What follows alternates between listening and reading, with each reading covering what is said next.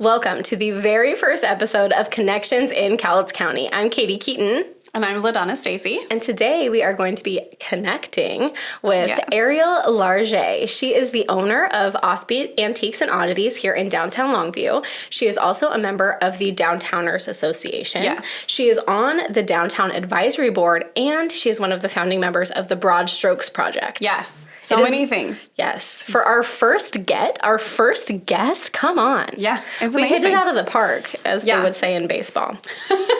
After our interview with Ariel, we're also going to be hitting on some of the fun events that are happening in the next 2 weeks, so make sure you stay tuned to hear about all of those. Yeah. And now we would like to welcome our first guest ever to the podcast, and we are so thankful that Ariel Largé is here joining us. So Ariel is the owner of Offbeat Antiques here in downtown Longview. She is also a member of the Longview Downtowners. On the Downtown Advisory Board. Correct. Yes. And one of the founding members of the Broad Strokes Gallery. Yep, correct. So, oh my gosh, she's doing it all. Trying. She is being the change. Yes, so we are going to kind of dive into her journey here in downtown Longview in Cowlitz County, the connections that she has, and that's what we're doing here in this podcast. So let's get started. Yeah, and thank you for having me. This is very exciting. Well, you know, I told her before we started, I was like, I'm nervous. And she's like, you can't be nervous because then I'll be nervous. So yeah, absolutely. My nerves are away. It's like the beehive effect. The beehive effect. We were having a lot of fun actually before we started recording, talking about all of our favorite studies. Yes. And scientific things that we love. So we'll rein that in and start talking about the nuts and bolts of business. Okay. Yeah, so we would love to know, are you from Cowlitz County? I am not. I actually am originally from California, which I know is like a dirty thing to say here, apparently. Geez. My husband is from Washington. He's my saving grace for that. We tried to move halfway between my family in Northern California and his family up in Northern Washington, and wound up here kind of on accident. And we actually have only been here for about 6 years now. Okay. So we got a job in Portland, and I did not know about Portland traffic. And so I thought my 1 hour commute was going to be no problem, and 2 hour commutes. So you moved here.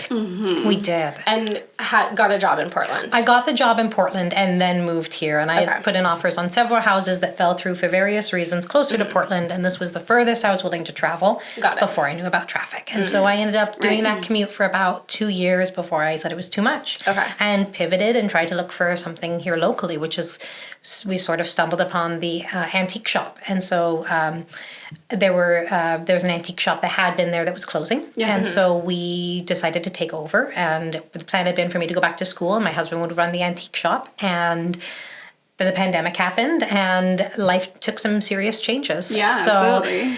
We ended up, the business took off in a way we weren't expecting. We started an online store as well during the pandemic, which was a pivot we never would have done otherwise, and was an amazing addition to our business. And so it gave us a pretty substantial online presence, and we kind of just took off from there. So plans changed, and we decided to put our energy into the business and then into downtown.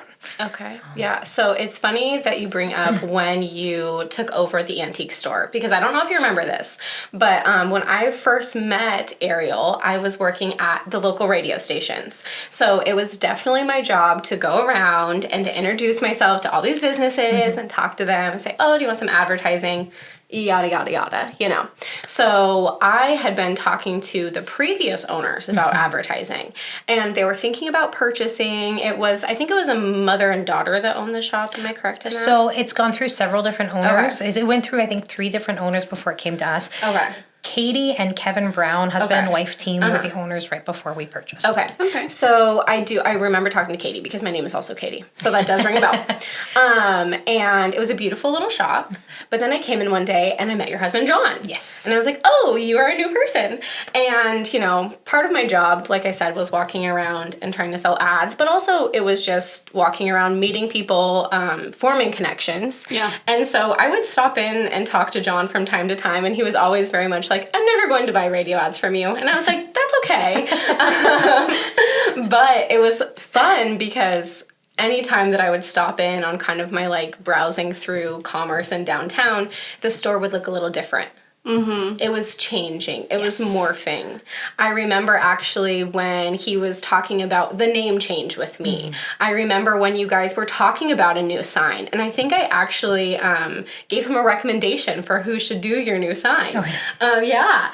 And it took a while before I met you. But yeah, I hide in the back. She hides in the back. Well, you were in school, you said. I was, but I was working in the shop as well. But I was dealing with the online business a lot too. And so I was in the office in the back, posting to social media and putting things online and dealing with that stuff. John was in the beginning kind of the face of the business. Right. And yeah, it was fun because it was morphing and changing, and you could feel a different vibe. You could see that this was, becoming something that was more you guys, and it was really fun to see on my side and my perspective. One, it's definitely not the shabby chic shop that it was. And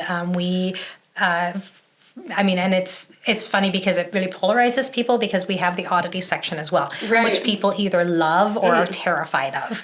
And honestly, I love either way because when people come into the shop and they wander into our oddity section, regardless of how they feel, it starts conversations. And that's something that I really love. One of my favorite things that I hear frequently is, it's like a little museum. And I mean, we joke that if we could take over the block, we would put in a little offbeat museum of all the super fun, weird things that we could find, because I love being able to provide that. I love people being able to come in and have, exposure to things they may never have before. Yeah. And like I said, it starts conversations when we have, animals in jars or human skeletons or, antique medical equipment. It's like I said, really interesting because you talk about how much you like research and studies and things, and I'm a big researcher. I love learning as much as I can, which is why we ended up with an antique shop, because it's all research and studies and figuring out, when was this used? How was it used? Why is it no longer used? And medical equipment from the past is scary. It's terrifying. Frightening. I have walked through the oddity. I've walked through the whole store with my kids, but my daughter is specifically interested in the oddities, and she just gets in there and she's just like, what is this used for? Right. You're like, you don't want to know. Let me explain. It's just like, oh, Jesus.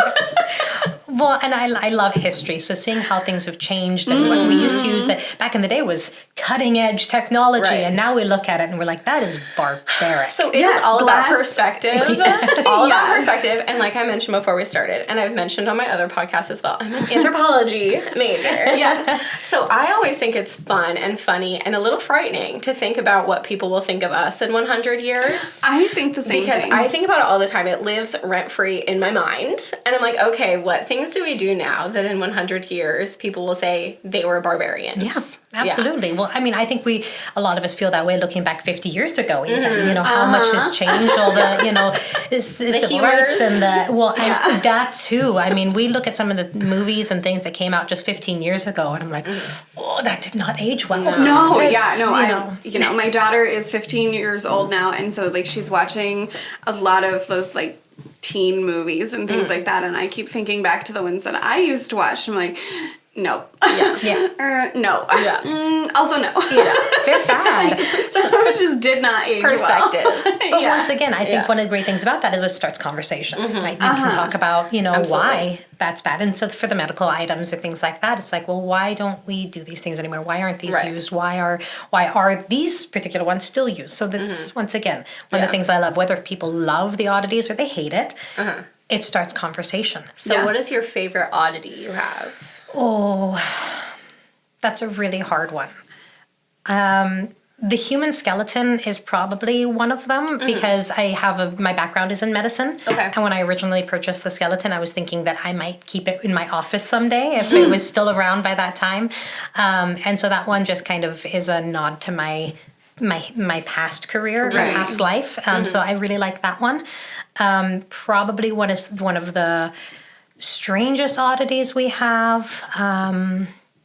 Gosh, we have a lot of them.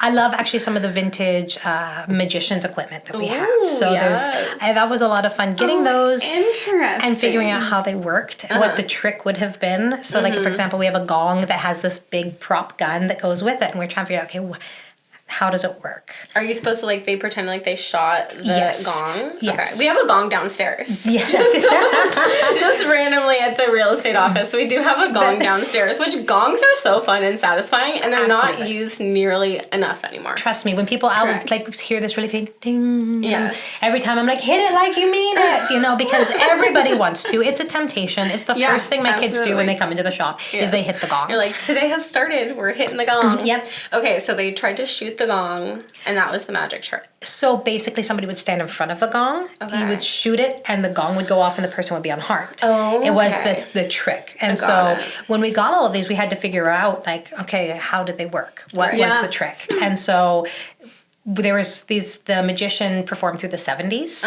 So there's no recordings. There's nothing. There was no paperwork that came with this stuff that talked about how he did these acts. And there's probably not an owner's manual because a magician never reveals their secrets. Well, and this magician was particularly famous for his prop making because he made all of his own props. Oh, and so there really was no user manual. Nope. Yeah. And so we had to kind of figure it out.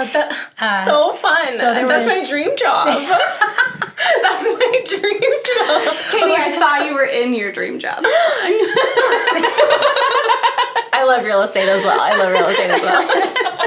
But it is. The research is fun. So getting this mystery put in our laps and figuring out how does this work? How is it used? And so the magician's equipment was fun. We also have the guillotine. I didn't even think about that one, which is a prop from the magician's estate. Okay. So we have not been brave enough to try it out.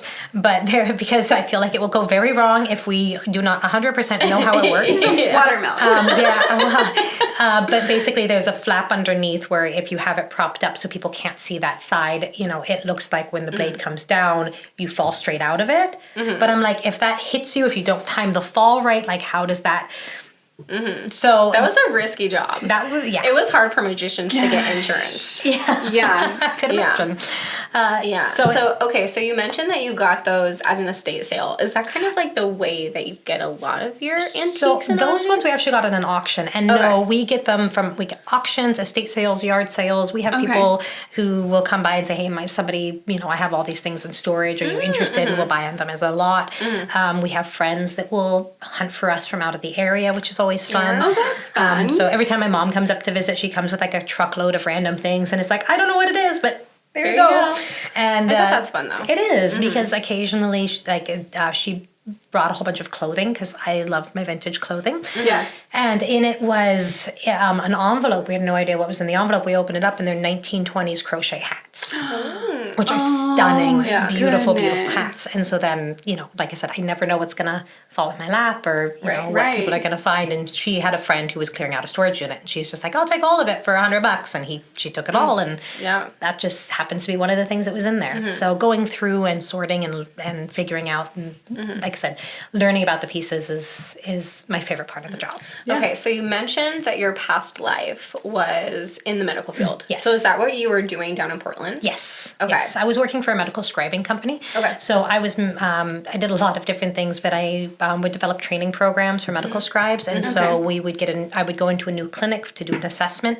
I'd work with the providers, figure out their workflow, tailor a packet for that particular specialty and those providers, build out their templates, and then train all the oncoming staff. So I'd help with the hiring of the staff, training them in this particular field, and then I would do the oversight. So I was managing, with ScribeX, I think I was managing about 250 medical scribes. Okay. And I developed a medical scribing company in Southern California as well before I moved up to the Pacific Northwest. So I kind of found a weird niche specialty, the medical scribing, and I loved it. It was a lot of fun. I got to sample, a dozen different specialties. I worked in OBGYN, emergency room, family practice, pediatrics, gastroenterology, orthopedics. I got to try a little bit of everything, which was a blast. Yeah, but it was a lot to do. And then you guys opened an antique store. And then we opened a very different shift. And my plan had always been to go back to school, but I fell in love with owning my own business, being a part of a small community. And owning a small business gave me the flexibility to do the things I wanted to do within my community, which is, gave me the freedom to start the nonprofit with several other local, women who are amazing parts of the community. We founded the Broad Strokes Project. Yes. And that was originally, I cornered the somebody from the Longview Outdoor Gallery who was doing repairs on a statue. And we were talking about this before. Yeah, well, you had told me the story Yeah. a few months ago, I think. Yeah, so tell it. me the story. Yes. Yeah. So somebody was working on one of the statues, and I said, I want to help. I love what you guys are doing. I love the statues in downtown. I want to be part of this. What can I do? And they basically said, well, we're disbanding. This was our last batch of sculptures that was going up, and there's not going to be any more. Yeah. And I was devastated. I was like, I finally have, my kids were in daycare. I had this time to dedicate that I wanted to invest in downtown. Yeah. And so we talked about taking over the Longview Outdoor Gallery and continuing it. And they decided that they'd hit their goal and they kind of wanted to leave their legacy there, which they managed to get 29 sculptures up, which was great. above their Yeah. goal of 23. And such an amazing addition to the community. So I was just trying to think about how to, how to keep the art happening downtown. So I reached out to some other women in the community that I knew were invested in supporting downtown. Elizabeth Borders, who's a real estate agent, and her husband's a full-time artist, and she had a lot of connections in the art community. And she's been an incredible resource. Mikey Steiner, she's a choreographer and works with the theaters, and one of those people who knows everybody. Yeah. And so She's got connections in Cowlitz County. She does. Yes. She'd be a Maybe we need to talk to her. yes. That's actually Yeah. one of our questions is who should we talk to Oh, next. So I've got a list. We'll revisit this. Okay. But I've got a list. I've got I love a woman with a list. but Our they, list. Yes, I've got them both. they were two amazing parts of the community that were interested in joining me in this. Yeah. And so we decided to start with murals downtown because in the grand scheme of things, murals are fairly affordable. One of those sculptures are $10,000 to $20,000 Yeah. for a sculpture. I Right. mean, the prices vary. Some of them were donated, but they're Right. fairly pricey. And average cost for the murals that we've done so far is about $5,000. Oh, wow. And they're very impactful. So Very They're impactful. so impactful. I did a walkthrough of downtown just looking at all the different murals recently, and there's so many little intricacies, and I love the stories that you guys put up about how that piece of art came to be. Yes. And I love looking at them. I love pointing them out to people and talking about Yeah. And we've managed to do our first mural we completed the end of October last year. So since October, have 5 murals up. That is a huge so accomplishment. 5 in 1 year. 5 in a year. Basically. So I we mean, did 2 last October and 3 more this summer. Yeah. So my hope is that we will continue every year to do more and more. My goal would be to do 15 to 20 murals for downtown Longview, and then I'd love to go to Kelso, Castle Rock, Kalama, and I'd love to make Cowlitz County a creative art county. It does add so much vibrancy, and same thing. And I get surprised by them because I'm like the least observant person in the universe. So yes, I observe the sculptures and I love them. And like when my kids and I are like walking down the street, I'm like, oh, look at that sweet sculpture that I never even noticed was there. But then you get hit in the face with a mural, and you're like, oh my. I can't even miss it. I can't even miss it.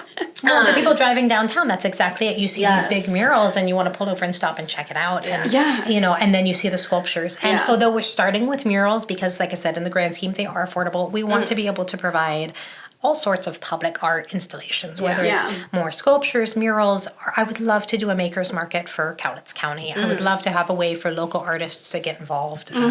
We're also working with Public Works to paint the electrical boxes downtown. Not just downtown, actually, for all of Longview. There's about 60 electrical boxes that we were hoping to have artists local come together and design different interpretations. Our theme that we had picked was flower boxes, and we want to see the most outrageous interpretations of flowers we can, because we want there to be 60 incredibly unique and varied mini murals throughout the community. So if someone wanted to do that, if someone was interested in being one of the local artists that got to participate in that, how would they go about that? Sign up for our newsletter. That's something that I'm in the process of working on, and I'm hoping to have more details by the beginning of next year. And when it comes to the cost and the format of designing, because they will be digital and then wrapped, and so we will submit like the template to each artist, and they will submit their design. So they will create their design design and submit it, and then we'll probably have a voting process and a sponsorship process where we will have a set number dedicated to schools so that art students in the local high schools will have, X number of boxes to design. Nice. And then there will be some for local artists where everybody can submit and then will be selected via popular choice, or if there are sponsors from particular businesses that want to sponsor a particular design. So with 60 boxes, there's a lot. But we'll be putting out a call to artists when we're ready to start taking submissions.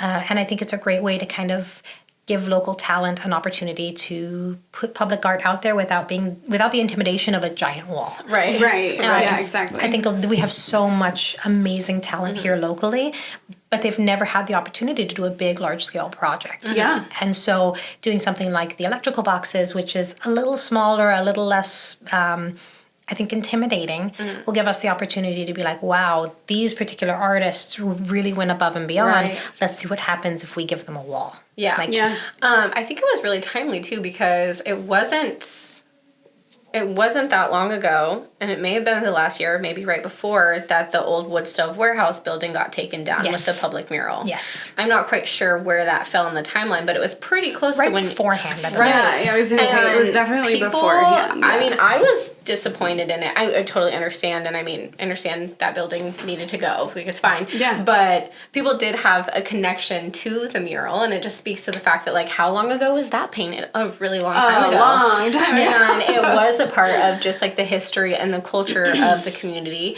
And so while it is sad to see that go, it's really exciting to see, oh my gosh, we have 5 murals that have gone up in the past year. Yeah, that's amazing. Well, and then, like I said, to me, I can't wait until it is 15 or 20, because when you can walk downtown and there's, just the impact that will have. 5 Murals has done an amazing, job just completely changing the vibe downtown. Oh, yeah. And everybody's going to have their favorite. Everyone's going to have the one that they hate. And I feel like it might seem silly, but like when we're doing a good job, when there's enough variety that people have strong opinions about one or the other. I feel like the sculptures, most people I talk to, they have that sculpture they love, and then they have a sculpture they hate. Does everybody love the dog? Is that the one everybody says? So a lot of people do, but I actually have people that hate the dog. Hate the dog. Wait, what is the reasoning behind hating the dog? I do not know, but I do know somebody who hates the dog. So they just don't like it. His ears are so floppy. You know he has a little heart inside of him, right? I did. I didn't. Yes. So if you go look at the dog, inside of his chest cavity, there's a little heart. Okay. So my unobservant self will have to go. take a peek. Well, you wouldn't notice unless you're really looking at how he's put together. Right. But it's fun to have those little, I guess, kind of Easter eggs sprinkled throughout some of these sculptures and the things you might not have noticed in the first glance. Yeah. Same thing with like the murals. I think that there's a lot that you can see from them that first time, and then you go back and you pick up more details that you might not have noticed. Yeah. Well, I only noticed the one on the Ascent building. Yes. Like 3 days ago. And then I seriously, and it's vibrant, it's pink, it's blue, it's all the colors. So bright. And I work in downtown Longview. So I seriously, I knew you were coming on, and I was like, oh my gosh, look at this mural. It's so beautiful. I think it's my favorite. But I was like, they must have just put it up. Like, this just happened. And then as I was getting ready for the podcast, I'm like, wait, this went up at the end of last month. Well, but here's the thing. So when we first were looking at that placement, it was also winter and there were not leaves on the trees. And so, we thought it was a great location, and we didn't realize how full the trees were going to get that do block part of that mural. So there's going to be, 5 months out of the year that a little it's not Easter as visible. egg where... Well, it depends on what angle you're coming at. Right, so right. it's not as visible as we originally thought it would be. But when you're going down Broadway towards like 15th, you can really see it wrap around that back corner. Yes, you can. Yeah. And that's the beauty of art, though, is because every time you look at it, it invokes a different feeling. You see something different. It, feeds into your life in a different way. Or maybe if somebody loves winter or fall and they're like, oh my gosh, this marks the beginning of that season for me because now I can see it better. Because now I can see it better. Yeah, there you go. Well, and eventually one of my goals is to put together a walking tour for downtown that lists all the art, not just the murals and the sculptures, but all the public, like the theaters, the gallery, just everything art-centric on a map. And we actually were talking, there was an artist that was interested. I don't know if you guys are familiar with the local cryptid lore. You guys know about Sasquatch, right? Yeah. So local to Longview, Kelso is its own cryptid called Bat Squatch, which is basically a big flying Sasquatch. So there was multiple sightings. Yes, you can look it up. There's actually a beer, Rogue Valley Brewery does a Bat Squatch beer. Okay. But I believe the sightings were through the 60s and 70s here in Longview, Kelso. And just a fun little fact. Lots of psychedelics going on during that time. Yes. But anyway, we had an artist who was like, I want to do a Bat Squatch mural, like just a little one kind of tucked in an alley somewhere. And we're like, well, we'll put this map together and it'll be like the Easter egg, find Bat Squatch. Bat Squatch. There you go. So you have to walk all through downtown to try to hunt for this little hidden mural. Well, I had to look at LaDonna when you brought up Sasquatch because we've had this argument before because I think Sasquatch is real. I do. Anthropology major. They didn't know about giant apes until the 50s.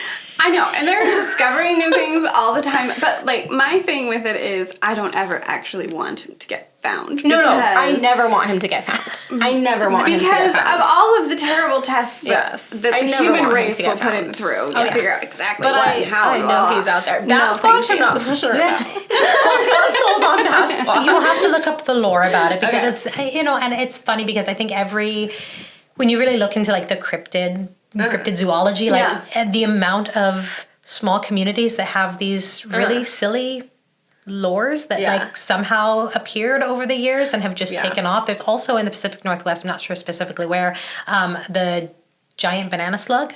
Yes. Mm-hmm. You've heard about that one? Yes. No. So my dad is from Virginia, and they're big into Mothman. Yes. And my dad loves to tell a little spooky story for the grandkids. And so my kids, their cousins, everyone's like a little bit spooked out by Mothman. It's like, wait, when's Mothman coming? Oh no, Grandpa's going to tell us about Mothman now. That's so funny. Yeah. But, it's fun to see a community kind of latch on to these funny folk tales and make it like, and look kind of at make it their Fest. own. Exactly. Yeah, I know, That's a Squatch great Fest is example. big. It's been a fantastic addition to the community, and I think it is drawing people from out of the area, which is so fantastic because we need more efforts made into events and things for tourism efforts to help with that, that revitalization for our community. So, okay, speaking of that, one of the things that we want to do when we are on this podcast is really just talk about the fact that, sometimes I think in local communities and small communities, people think, oh, there's nothing to do here, or this isn't here, that isn't here, we have to drive an hour to find this, or blah, blah, blah. What is kind of your hidden gem that you'd want to shout out in the community? Ooh, I put you on the spot. I know. Well, you can say your own story. Well, no, I mean, honestly, downtown as a whole, and that I feel like it shocks me how many people come into my store and be like, oh, I had no idea you were here. See, I had no idea downtown was here. Yes, absolutely. Because I know downtown has gone through several different permutations over the years, and it's had a bad reputation for a long time. And I don't think I think they still associate downtown with the downtown they visited 8 years ago. Yeah. And it's a completely different downtown. It is. The amount of small business owners that have come together and rallied to really improve the community as a whole is incredible. We have so many fantastic small businesses. Oh, yeah. I mean, Storyboard Delights, is amazing. And we're their hoping chocolates she can come on soon. Yes, we're having Jaleesa on. Yes, and she's amazing for a multitude of reasons. She's so jazzy. Well, I was talk going about to that as well. She does the music. She's very involved and has brought a lot to the community. But their little shop alone, the whole atmosphere that they've built is fantastic.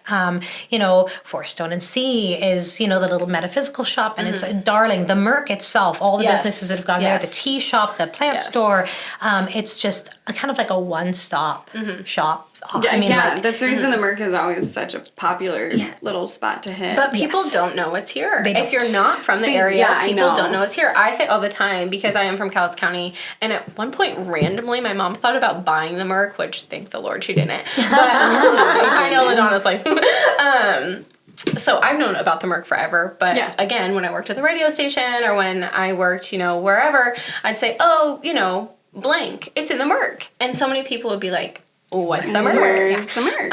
And we want to use this platform and this podcast hopefully to grow it and to get people to not have to say, I didn't know this was here anymore. Right. Yeah, exactly. Yep. Well, and like I said, it shocked me when we've been in business now. We just hit our 4-year mark in the beginning of September, and people still coming in and being like, I had no idea you were here. And I feel like there's not the funnel to get people downtown that there should be, because we have made such efforts, and people who are local don't know how much it's changed, because they're have these preformed habits of when they go out, they go to these other places. They go to Portland, they go to, if they're going to shop, they're going to go on Amazon. They have these habits, and finding ways to draw them into downtown through events or, the parades, whatever it is, that they just wander into a little shop and go, oh, what is this? I had no idea this was here. And then they get to explore downtown. We draw a lot of people in from out of the area, which I love, because when they come in and they're like, we came from Tacoma to see your shop. What else is there to do while we're downtown? And I'm like, I will give you my list. I'm all about my list. These are all the amazing businesses you can check out. And by the way, look at these murals. And here's the map for all the sculptures that are downtown. And people every time are always like, I had no idea that downtown Longview had so much to offer. Right. And isn't that funny that, I'm assuming that's because of your online store and your online presence, that people are coming to see you, but that almost sometimes people go out of their way from other areas, but then the people here locally are the ones that are missing it. It's going over their heads. Absolutely. Well, because I feel like most people think it's novel to go on a day trip to another town and check it out. But when you grew up here, you don't realize that downtown is a whole different atmosphere, a whole different environment than the one you grew up with. And trying to figure out how to get those people there is something we're working on trying to do, because it is a hidden gem. It is something that has so many different diverse businesses and restaurants and activities that we're really trying to, we've cultivated an incredible little community that most people don't, I don't want to say most people, but a fair amount of people don't know about. So, they see all the drama online and the angry comments, and they just go, they assume the worst, and they coming down and checking it out for themselves, rather than getting caught up in an argument about parking. It's, like I said, trying to change that conversation and trying to change how people perceive downtown. So the Harvest Festival happened last year, which I think was a fantastic addition to the community, and it drew so many people that were here locals. Yeah, you guys had like 1,400 people show last year. It was a lot. And that we had a hard time doing numbers, kind of keeping track of exactly how many were coming through. We were trying, but I have a feeling it was a lot more than that. Oh, okay. It was a really good turnout, and the number of people that were excited to be downtown and then have come back, and they're like, oh, we found you when we came for Harvest Festival. We didn't know you were here. We didn't know all these things were here. Right. And Harvest Fest this year is going to be October 14th. Correct. Yes. So we'll dive into that a little bit more in our next episode, just because it falls into the timeline. But Harvest Fest, October 14th. It's amazing. Yeah, I plan to go this year for the first time, and I'm excited about it. Speaking of your online presence and everything, I know that when I think of your online presence, I think of your Halloween costumes and your dress up. And we are getting into spooky season. So do you have plans to do that again? Yes. And this year's going to be actually a little different. Before we did the really big, elaborate sets that we'd put together, we'd be up like all night putting together these sets. We'd take the photos, and then we would take them down to get ready for the next set. And this year we're actually going to try for the first time setting them up and leaving them up and letting people come in and take photos in them. Oh, fun! And you guys, please let me know when that happens. Yes. So we're going to work out the kinks, but we're planning 4 photo shoots, so there'll be a different one each week. And so I know we're doing like Plague Doctor set, and I think we were talking about Sleepy Hollow. Oh, cute. That'll be fun. We had a couple that others, like I said, we have to narrow down what we really need. We're talking about, because the thing is, we have so many fun ideas, and this year I actually asked all of our followers, like, what do you want to see? And we got so many good responses. We're like, now we have to pick 4 of these. Right. Pick 4. Because I wanted to do like a Marie Antoinette with the guillotine. Because that would be really fun. So we're going to set that up and let people come in and take pictures in it. We haven't quite decided how we're going to structure that yet, because we're going to be running the shop and trying to keep track of people. Pictures. And whether or not, I don't know if people are going to want to take pictures with us in costume, or if they're going to want to just have free reign of the set. So we're going to figure that all out. But I'm really excited to be able to offer that. Because last year we did photos with Krampus. And that was so much fun, and the turnout we got and the response we got was amazing. So kind of that interactive piece was really, really cool. Yes. So hoping to do that again this year. Awesome. So, okay, where can people find you? Those people who want to keep track of what you're doing, who maybe want to shop your online store, want to see all the fun and exciting things you have going on, your photo shoots, where's the best place for people to find you? I mean, we're on Instagram, we're on Facebook, we have our website, we have our Etsy store, we have... Okay, and everything is Offbeat Antiques? Yes, Offbeat Antiques. Offbeat Antiques and Oddities, or So Offbeat Antiques? The store name is Offbeat Antiques and Oddities, but like our handle for Instagram is Offbeat Antiques, just because it's a little shorter. Okay. So when we will be posting about things like the photo sets and when those will be available and what the order is going to be. So if people are like, I want to plan to take pictures with the plague doctors, then they'll like, okay, that's going to be this first like with week. the big beaks? Okay. Yes. At first I thought you said plague plague doctors at first. Yeah, the giant doctors, the beak beaks. things that they wore, So Do you guys have like actual historical ones in No. your... Okay. No, we have reproduction ones that were actually handcrafted ones that we purchased from an artist who makes them, who makes props. And so we will have those available in the shop. Fun. I love that. Yeah, so it's fun. And like I said, the big thing is trying to figure out what ones to pick. Yeah. So we have to narrow it down to 4. Too, so. Yes. Yes. Yeah, I mean, that first year we did a lot because it was still pandemic times, and so the store was closed. Yeah. And so we were, I think at that time had very limited hours on weekends and stuff because it was just starting to open back up. But I think we ended up doing like 6 photo shoots that first year, and and then I think it's been pretty much 4 since then. Okay. Yeah. So now everyone knows that you can find Ariel at Offbeat Antiques everywhere, all the places. So if someone wants to get involved in the Broad Strokes project, how would they do that? So same thing. We have a website, we have Instagram, we have Facebook, and that's the Broad Strokes project. Should they just send you a message if they're like, hey, we'd love to get involved? Absolutely. We're looking for volunteers. We're looking to expand our team. We're looking for artists who might be interested in, putting in a submission for a piece. Building owners. You? It's not me, but is it you? Are you the artist? I'm not the artist. It's not me, dying to get involved, but also I need to clear things off my plate. Well, that's my thing. It's hard because there are so many fantastic organizations locally, and every time I'm like, I want to do that. Like, I want to help with these projects. The She's worst. The worst. I use the word the worst, but like I joined everything. I found myself on 9 boards at one point, and I was just like, my life is consumed. Yeah. Well, it's exciting though because it sounds like that kind of is your passion project. Right. Yes. And I would say honestly, this is my passion project. Passion podject. That was good, right? I love Katie's linguistics. Back to that. We're coming back around. We love a tie-in. Yeah. But yeah, so if you want to find Ariel anywhere, it looks like she is available for you guys. Yes. Send that DM, shop the store. They've got an Etsy store, you said. Etsy, our online website. And then for the Broad Strokes as well, we have we still have Centennial prints available. Our Centennial artist did a limited edition 100 prints for the 100 Years of Longview that we have available on the website. You can learn more about all the artists. You can sign up for a newsletter on the website. Okay. You can, and we'll be putting out information, especially when we start doing a call to artists for things like the electrical boxes. Yes. Also, I know we're probably running out of time, but we have also partnered with the primate habitat here in Longview. Yes. Most people do not know that we have a primate habitat. That's a new thing, right? No, it's been there for like 20 years. Okay, we need to talk to them as well. There's a sloth habitat sanctuary over in like Rainier also. Yes. Anthropology major. Primates. Well, and I will tell you, so my mom owned an animal rescue. I've worked with a lot of animal rescues over the years. Got it. The primate rescue is like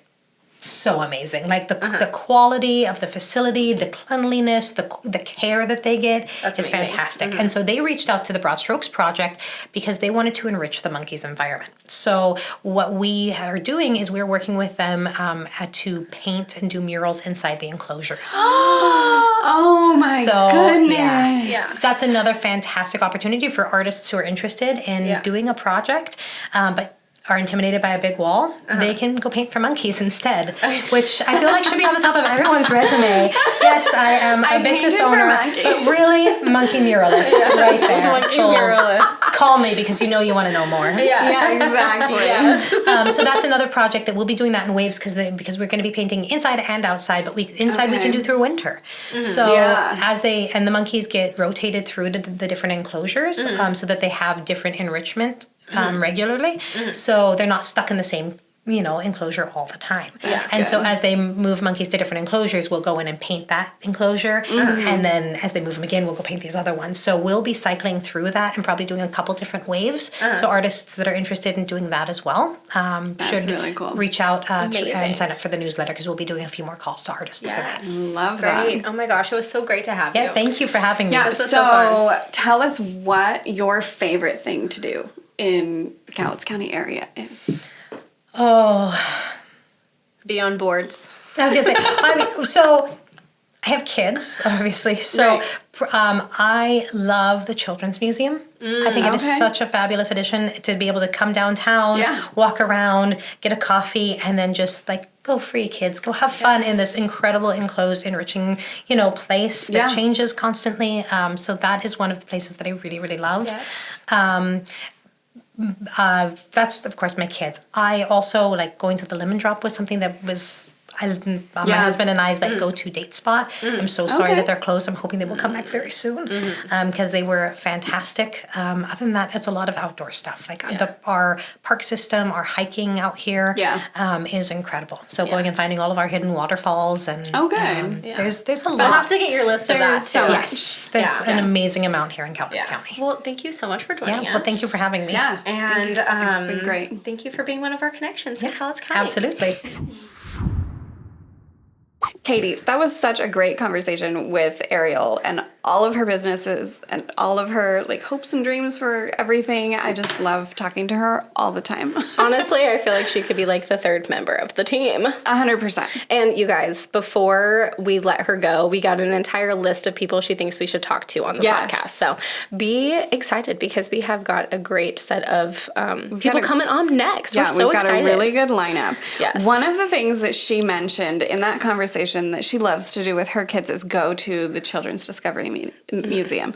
She loves to go get her coffee, and I know that she frequents Casey's, and then just kind of take them to that great space. It's such a rare thing to have in such a small town, first of all. Which I'm friends with the president, and she's going to be on soon. So Morgan Rawson, you're on deck, girl. Yes. And it was perfect because we actually had one of the Children's Discovery Museum's events as one of the events we wanted to talk about on the podcast today. Yeah. So it was a perfect lead-in. Thanks, Ariel. Yeah, exactly.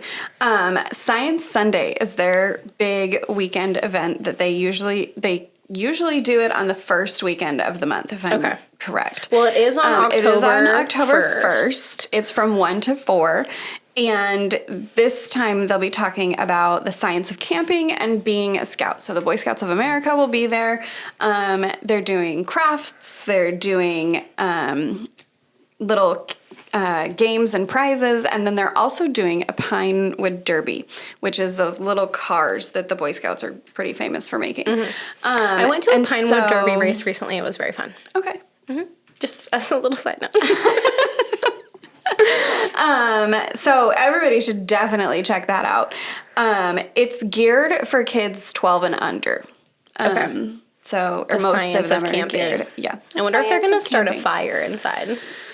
Maybe not. Probably not because of insurance purposes, but those dang those darn sprinklers that go off when they catch a tiny little whiff of whatever. Yes. Yeah. So probably not a fire, but lots of games. Lots of things kids can touch and feel and really just get into their environment. And Pinewood Derbies. Okay, so that is Sunday, October 1st. Yes. And what time was it again? 1 to 4. Okay, and just for you people that don't know, the Children's Discovery Museum is right here in downtown Longview. It is on Commerce. Yes. It could not be easier to find. Exactly. And it's free.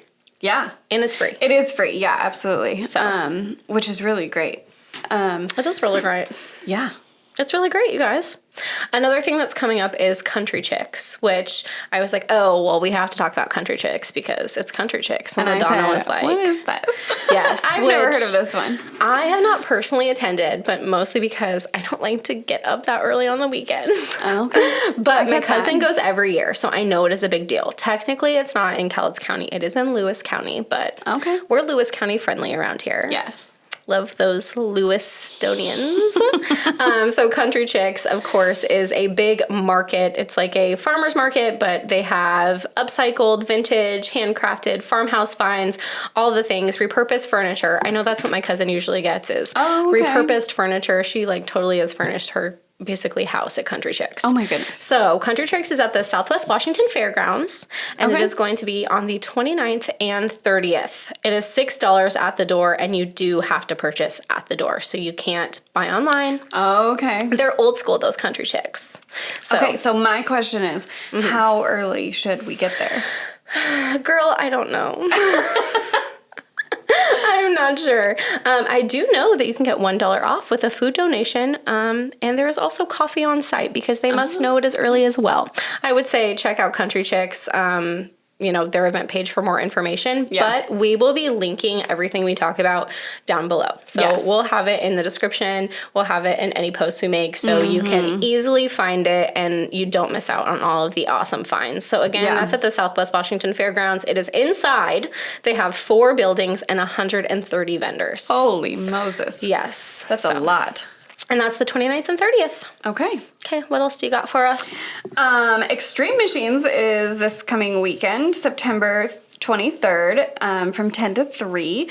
And everybody that goes, the kids, young and old, can come and check out the coolest vehicles in one big space. Yeah. So you were saying the other day that you were allowed to like get in them and things like that. Have you gone to this event before? So I haven't gone to it, but my side job is working at the radio station. Yes. And so I've been talking about this event a lot. Okay. It is put on by the Parks and Rec. Yes. It is free with donations suggested. Yes. And any donations go to the Longview Parks and Rec's scholarship fund. But so basically there's going to be helicopters, military vehicles, bulldozers, all that sort of thing. Oh, really cool. And little boys heaven.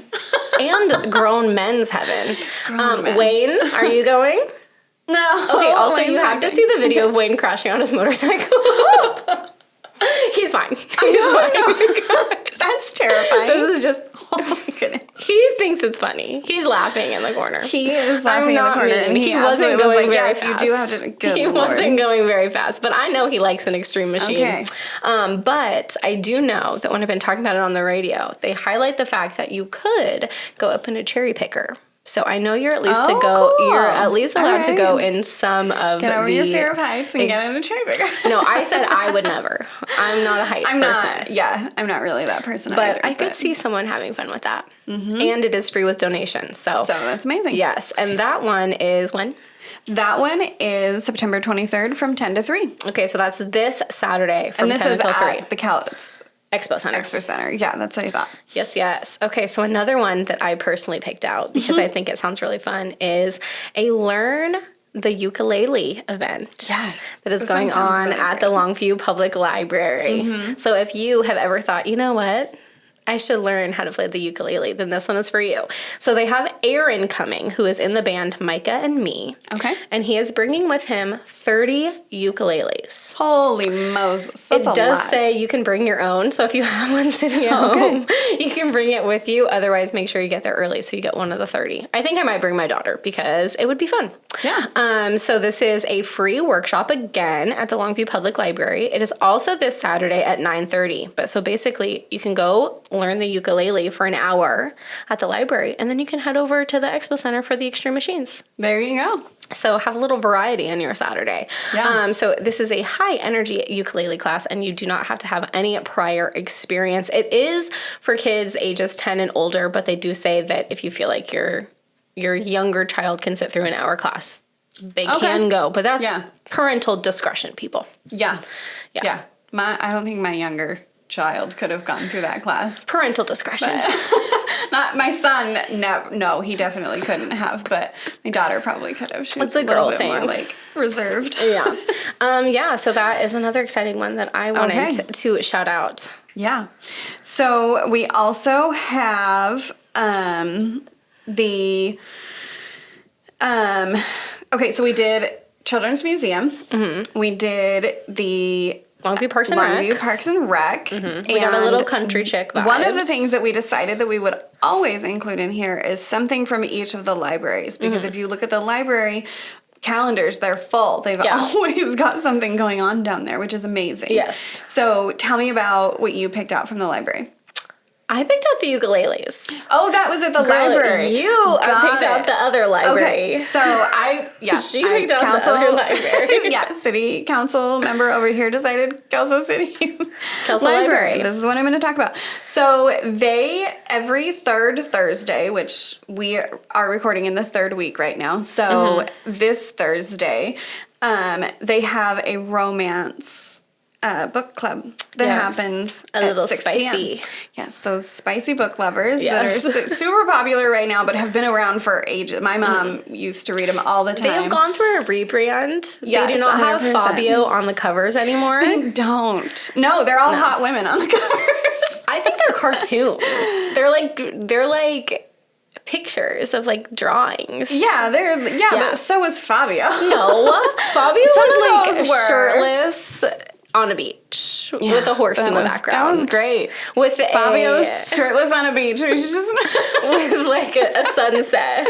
Yes. I can picture it in my mind. Yes. Yeah, because they've been popular for forever. Yes. Romance is actually the leading category of books in the States, which is amazing to me. Yeah. So the book they're currently reading is one of the Hell's Bells books by Sarah McLean, and it's the third book in this series, and it's called Knockout.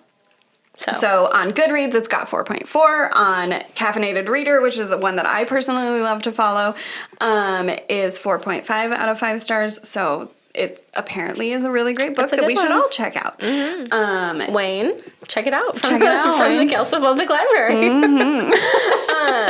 Yeah, so third Thursday. Yes. And what 6 time? p.m. 6 p.m. 6 p.m. But I feel like even if you haven't read the book, it's probably, just pop in and see what they're reading next. Yeah, they're always welcoming new people to come in. So you don't have to be reading that book. You can just come in and drop in wherever everybody else is. And the nice thing about romance novels is they're not usually a very heavy read. I will say I have read a few, such as like Verity by Colleen Hoover, who we both talked about, a little bit more serious, a little less fluffy. That one was quite a psychological thriller that had a little spice mixed in, which made it a little lighter. But most of the time, romance novels are pretty quick reads. Yeah. So a beach read. Yeah, you could just drop in, check it out. I read the reviews online. It actually sounds like a really good book. She's joining the book club.